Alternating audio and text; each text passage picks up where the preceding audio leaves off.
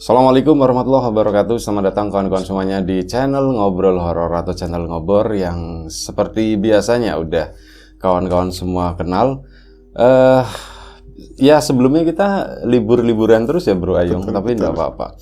Langsung aja deh Bro Ayung, waktu dan tempat dipersilakan. Oh ya, sebelumnya terima kasih untuk kawan-kawan semua yang udah hadir, udah kasih support, udah kasih dukungan dalam bentuk apapun itu. Terima kasih banyak. Langsung aja ke Bro Ayung. Monggo Bro Ayung, waktu dan tempat dipersilakan. Baik, terima kasih Mas Riam. Langsung ke cerita aja. Langsung ke cerita. Ada cerita apa hari ini Bro Iya, Ayung? ini ada cerita dari orang dekat, masih tetangga. Salah satu orang yang paling sepuh di kampung saya. Namanya itu Wasmo. Wasmo. Iya, tinggalnya itu di belakang rumah. Ya, bukan kampungnya sih, udah kampung lain tapi masih lingkungan lah, seperti itu. Jadi, udah sepuh, umurnya itu sekitar 80 sekian lah. Kalau mata sudah nggak begitu jelas, nggak begitu awas, tapi untuk ingatan itu masih jernih. Dalam artian itu mau ngomongin masa lalu dari zaman pergerakan sampai dia itu masa mudanya seperti apa itu masih enak didengar gitu loh. Mau bohong mau enggak yang jelas ya. Tapi masih bisa diajak ngobrol begitulah. Ya hari-hari itu beliau cuman di rumah nungguin putu, ngeliatin cucu gitu ya, cucu main gitu kan, terus ya cuma duduk-duduk aja begitu kan. Nah, satu ketika ngobrol-ngobrol, akhirnya ya pernah cerita tentang masa lalunya saat dia tuh masih muda, sekitar tahun 80-an. Jabatannya dulu masih jadi tukang becak, waktu itu lah ya, nyari rezekinya. Dan mangkalnya itu di daerah sini, depannya Masjid Jami itu yang gede, Adiwarna. Jadi di situ kan perempatan ya, pertigaan.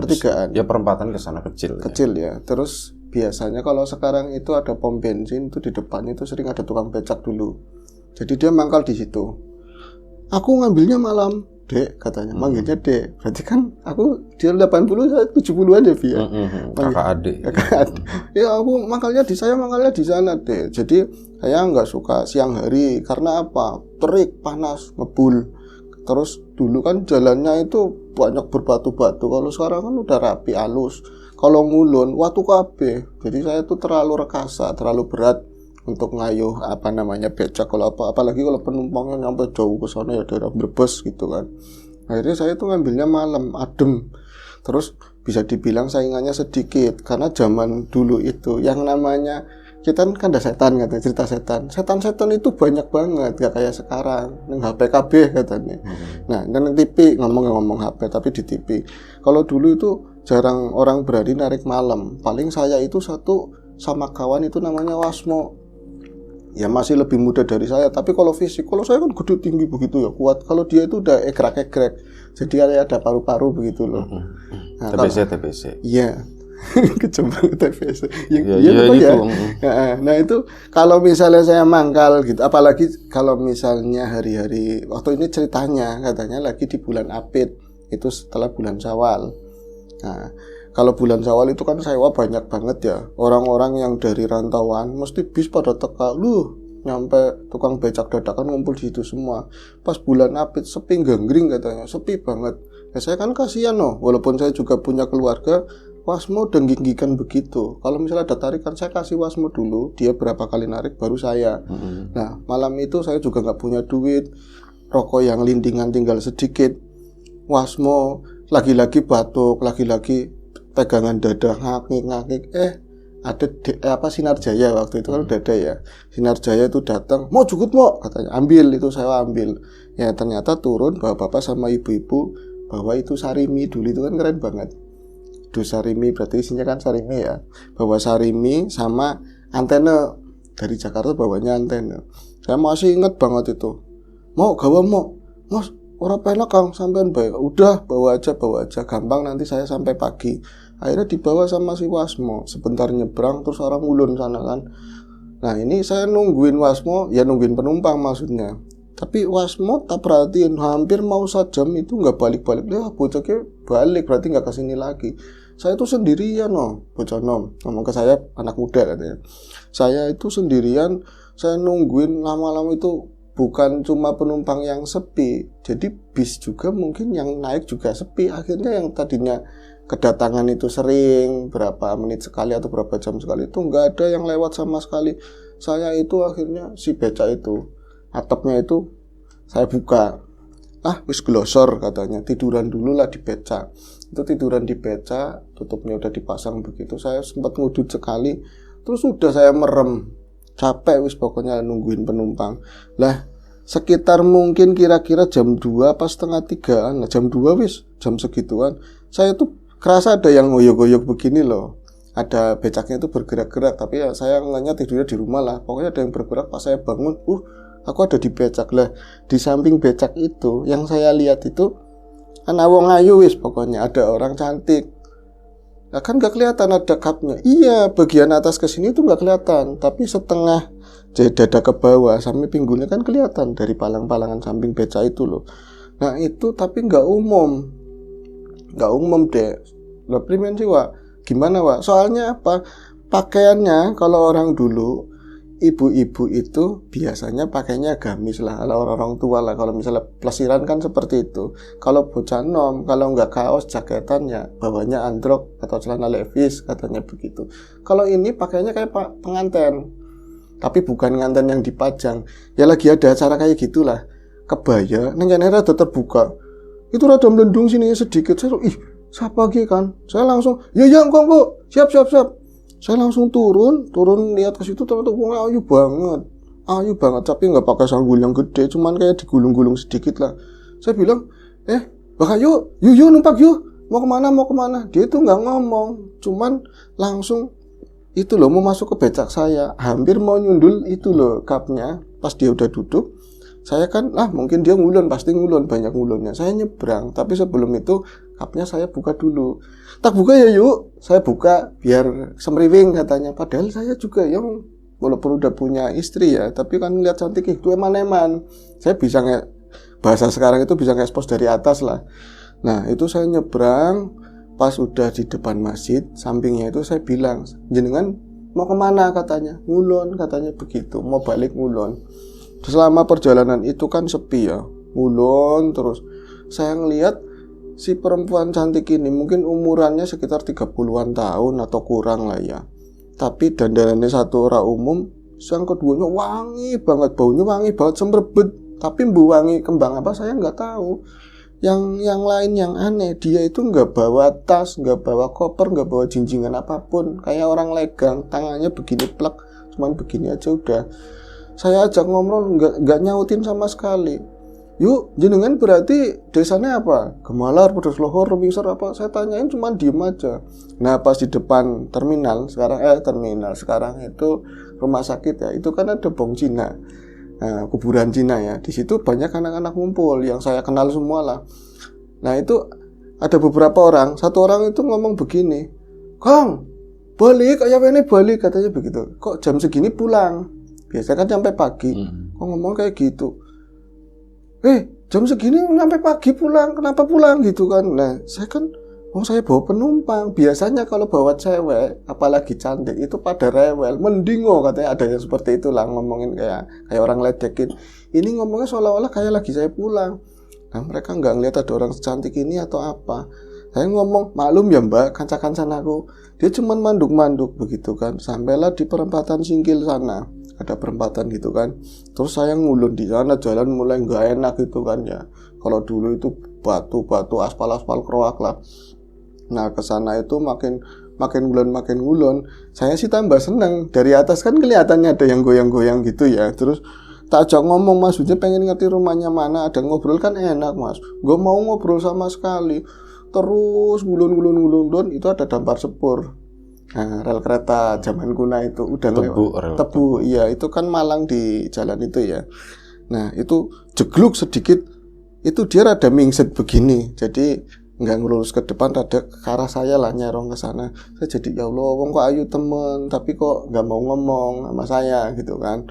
Pas sudah ngelewatin sana daerah tebu begitu, wah bukan daerah Cangakan, bukan daerah Kembaran, itu terus ngulon sampai ada jembatan sekali. Masih ngulon terus ke sana itu ya, banyak tebu semua lah pokoknya. Itu ada jembatan, ada kali lagi tapi kalinya nggak gede. Terus yang saya lihat memang ada rumah di sana. Ada rumah, dia itu nabokin samping, plak begitu, berarti mau kiri gitu ya, mau berhenti. Terus nang kene Mbak, ternyata jenengan orang sini, anaknya siapa? Saya jadi penasaran. Yang ngomong sendiri apa sendiri. Dia itu minta turun di situ. Akhirnya saya turun. Nah, bukan ke samping kiri. Ternyata yang rumah kan samping kiri. Ternyata dia itu yang samping ke arah kanan. Itu yang saya lihat. Cuman ada jalan kecil pas becak.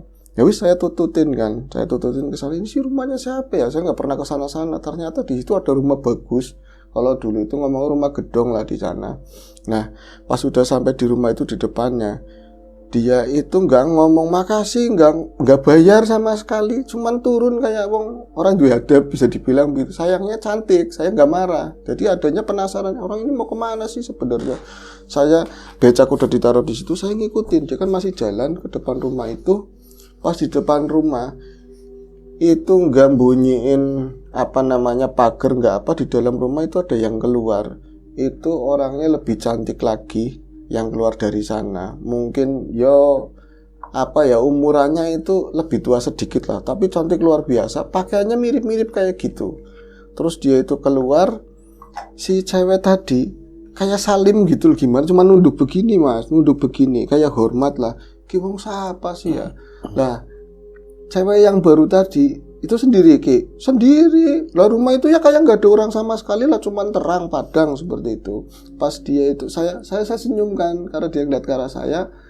Nah, dia itu ngomong, wong pan primen, orang ini mau gimanain, tukang becak berarti saya mau digimanain. Cuman ngeliat ke arah saya, tapi Doni enggak, tatapannya itu kayak nggak suka, padahal kan udah diantar ya. Nggak lama itu ada becak lain. Saya nggak tahu itu yang jelas-jelas aneh, ada becak lain dari arah seberangnya becak saya. Berarti kan kebun. Kok ada tukang becak lain, tapi becaknya nggak model sekarang, mirip-mirip kayak becaknya daerah Yogyakarta gitu loh, yang agak belenduk gitu, Bi. Yang agak tinggi gitu. Yang agak tinggi. Itu ada becak-becak. Saya kan pernah ngetan, pernah becak di sana juga. Tukang becak wetan, kayak becak wetan. Dia tuh berhenti, pakaiannya bagus yang naik becak itu. Terus dia bilang gini, jenengan mau ikut apa mau di sini aja, kata yang tadi yang baru keluar itu. Saya itu dilanya cangkemnya kayak bisa ngomong, aku melu. Motivasinya karena tadi cantik-cantik semua dan ini belum bayar kan. Akhirnya saya nututin di belakangnya. Sampean bawa becak lagi? Enggak kok, sing lucu aku orang gak becaknya itu ditinggal. Jadi kayak orang jalan di belakangnya gitu loh. Saya sampai ke jalan gede lagi itu kan cuma sedikit ya, paling 10-20 meter. Pas udah saya ngulen lagi di belakangnya. Tapi waktu itu saya orang kayak lagi di gudang. Di gudang itu bahasa sininya kayak lagi di alam bawah sadar. Itu kayak bukan jalan yang kayak yang pertama dilaluin. Jadi di sana itu jalanannya tanah semua. Tanah tapi halus gitu ya. Terus rada terang. Banyak orang lah, orang sawah juga banyak. Pada mereka itu, kalau mereka itu lewat pasti rada senyum, nunduk begini kan. Saya juga ikut seneng, gak ada rasa capek sama sekali. Pas sudah jalan itu entah berapa lama, tapi posisinya nggak tahu itu malam apa sore yang remeng-remeng kayak gitulah. Terus sampailah kita di suatu tempat. Di sana ternyata lagi ada rame-rame orang, banyak banget anak gending Jawa yang dulu itu ya kayak gitu. Terus ada acara kayak acara ngantenan apalah di situ. Jadi kita itu disambut sama si itu ya, penerima tamu segala macam, pada hormat semuanya. Lah di situ saya diomong lagi si sama yang tadi bendaranya atau yang keluar dari rumah bagus itu. Kon paling kene apa melu mlebu? Mau di sini apa mau ikut masuk? Saya minder ya, kayak kaos cetak sampirin begini kan, terus pakai celana lah rapik. Nang kene bayi, kalau teng mriki mawon. Lah saya berhenti, dia itu masuk ke dalam, itu di sana di dalam itu rame. Ya, tapi gurung lampu Mas, belum lampu listrik kayak sekarang. Jadi banyak oncor obor kayak gitulah. Nah, akhirnya saya nungguin di situ, enggak lama itu ada yang nganterin makanan, mewah-mewah nemen. Bandengnya salempang gede katanya. Ada nduk hijau, ada ayam bekakaknya. Saya cuman tukang becak kok diperlakukan begini, betah kayak hari ini kayak betah banget. Pas sudah saya makan di situ kan, wah lahap luar biasa. Loh, orang itu nggak keluar lagi lama, dan kayak nggak ada tamu, yang lain tuh nggak ada tamu, udah mereka ngumpul di sana. Saya mulai pikiran itu mulai jalan. Kisah sebenarnya nang endi sih? Ini sebenarnya di mana? Lingak, kebelet nguyuh dilalai. Jadi kebelet ngencing, nyari-nyari tempat yang kayaknya enak begitu kan. Itu dempes saya di dekat kali lagi. Saya dempet curut gitu. Tapi di telinga saya itu yang saya kencingin kayak kubangan kecil bekas hujan begitulah atau genangan gitu. Tapi kok suaranya kencang banget, kucuk bunyinya kayak gitu. Lah saya itu kayak ngelihat begini. Ternyata apa itu kok kali gede. Itu kali gede dan saya nangringnya di batu. Ya. Ya Allah, tadi aku nang kene kok saya di sini itu masih kencing. Saya ngeleret sekencang-kencangnya itu sampai nyerempet sedikit lah pokoknya saya itu mau jatuh bangun di situ. Itu kali bantaran yang atas itu tinggi banget, saya itu di bawah. Jadi posisinya udah malam, ada orang takriman kayak lo, mau subuh. Saya tuh naik dari mana itu pegangan akar bisa naik ke atas. Saya naik ke atas. Pas sudah naik ke atas itu saya ngelihat mbak-mbak yang pertama naik becak itu, tapi ngadepnya ke arah sana, bukan membelakangi saya. Itu sama ini Ki, sama yang tadi pergi bareng. Enggak, sendirian Mas. Terus saya yuk bisa aku nang kene, yuk tahu-tahu saya ada di kali. Saya kan sama sampean, bisa saya ada di sini. Dia itu nggak ngomong nggak apa, tapi kan saya belum bayar, saya butuh duit. Saya jelas ditipu sama setan. Tapi ini siapa gitu kan? Pas dia nengok ternyata mukanya nggak ada lempeng tok katanya, mukanya cuma rata tok. Saya itu bukan penakut, tapi bukan berarti sering ketemu setan. Gue lupa sama sekali. Jadi saya pingsan di situ. Nah, tahu-tahu bangun-bangun itu ada jam berapaan ya, jam 8 esok lah rame pasar itu. Saya bangun-bangun itu udah dikeruputin orang tani. Nah, itu ditanyain, "Mas, sampean itu orang mana?" gitu. Saya ya orang sini sama daerah lor gitu kan. Saya tukang becak. Lah becak endi? Saya nggak tahu, saya diceritain semua ceritanya begitu urut-urutannya. Akhirnya kan ada orang lewat lagi karena becak nganggur nih kana yaitu di kali sebelumnya ditinggalin. Akhirnya becaknya diantarin ke situ sama orang-orang yang nolongin saya. Terus saya wah berarti saya benar-benar dihantuin itu malam ini, saya ditipu sama abang sama Yamaya. Pas saya udah naik ke becak, saya mengendarai mau pulang lah, nggak balik lagi ke Adiwurna. Pulangnya kan daerah Kupu Tanggungan di sana kan. Saya ngelihat di selempitan becak itu ada duit. Ada duit banyak, duit dulu itu loh, 10.000 itu baris di selempitan itu. Cuman nggak ada tulisan yang lain sih, nggak ada pesan apa-apa. Apa jangan-jangan saya ini bayaran saya? Itu duit itu tak simpan, nggak saya belanjain sama sekali, bahkan nggak tak saya kasih istri. Terus dari duit itu emang gua apa ya? Karena banyak banget. Kalau misalnya jumlah, kalau sekarang itu buat modal lah. Itu zaman itu buat modal anaknya. Buat modal anaknya yang kecil. Karena ada yang paling gede anaknya itu. Katanya mau ngikut sama orang, mau ke Jakarta atau apa, itu dibawa nanti kamu kalau udah pinter buat warungan aja. Itu laris Mas warungannya dari duit itu. Ya walau alam lah. Terus sampean nyuruh apa? Ya saya suruh sowan. Kalau kamu udah laris, kamu ke kali itu katanya. Itu orang bener mana saya bilang sampai kayak gitu nanti muncul Ki. Ya zaman dulu ngaji aja enggak ada yang ngerti itu namanya muja atau apa. Ya nyatanya laris sih Mas katanya gitu. Ya kayak gitu aja ceritanya. Ya keluguan orang dulu lah seperti itu. Oke. Baik ya. Ini cerita udah lama berarti ya? Udah lama. Tahun berapa? Tahun 80-an.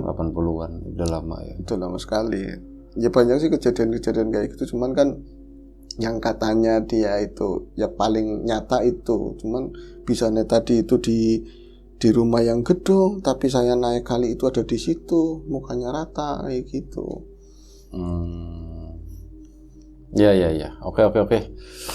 Baik, terima kasih. Itu memang jalur dari dulu. Sekarang sih udah enggak terlalu. Cuman dulu memang terkenal angker ya karena kanan kirinya tuh sawah semua di situ. Kalau jadi kan pernah sampai sekarang masih ngeliat ada pedati yang bawa ini enggak bambu? Udah jarang. Kayaknya udah enggak ya. Kalau dulu kan ada. Ada sesekali ada. Masih ada kan karena di situ ada pangkalan bambu situ.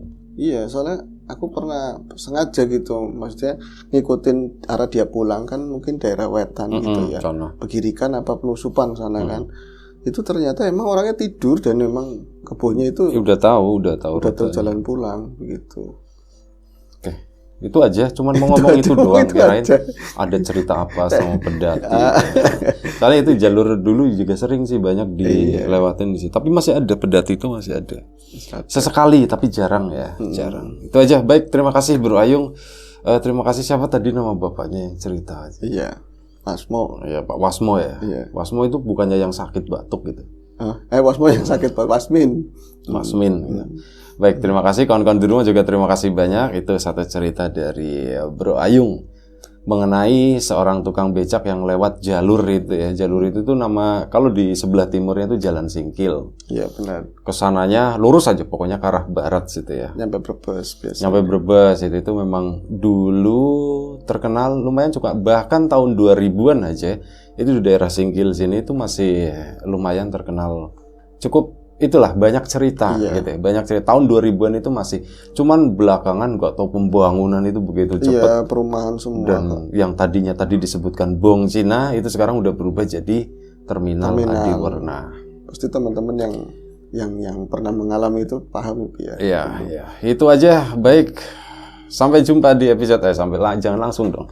Terima kasih dulu, terima kasih untuk kawan-kawan semuanya, udah lama gak bawain ngobrol jadi agak gimana gitu. Baik, terima kasih untuk kawan-kawan semua yang udah kasih support, udah kasih dukungan dalam bentuk apapun itu, terima kasih banyak. Jangan bosen-bosen nungguin ngobrol gitu ya. Iya. Ya sekarang jangan bosen-bosen nungguin ngobrol. Baik, itu aja, sampai jumpa di episode selanjutnya. Ngobrol horor, jaga kesehatan kawan-kawan semuanya. Assalamualaikum warahmatullahi wabarakatuh.